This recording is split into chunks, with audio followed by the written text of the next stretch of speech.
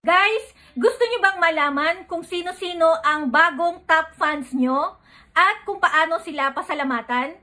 Madali lang yan guys.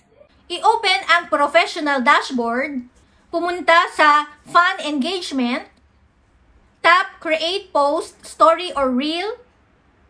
Selected na po dito ang ating 50 new top fans. Tap post, mamili po tayo dito ng image na gusto natin at itap.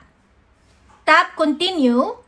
Ito na po ang ating new 50 top fans na pasasalamatan at nakatag na po sila dito sa ating ipopost. Tap next. At pinakahuli, itap ang post. Guys, gusto nyo bang malaman kung sino yung mga masisipag na nag-e-engage sa mga content nyo? At kung paano sila pasalamatan? I-open ang professional dashboard at piliin ang fan engagement. Itap ang weekly engagement at itap ang create post, story or reel. Sa pinakataas guys, pwede tayong mamili dyan kung ilang followers ang gusto nating i-recognize or pasalamatan.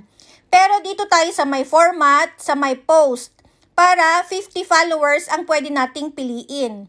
Itap ang choose at manual natin itong i-check mula sa pinakataas na may pinakamalaking points pababa hanggang 50 followers. At itap ang done.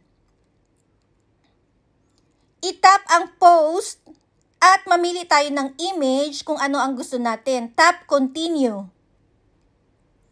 At ito na po ang ating top 50 engagers na madalas mag-engage sa ating mga content. Tap next.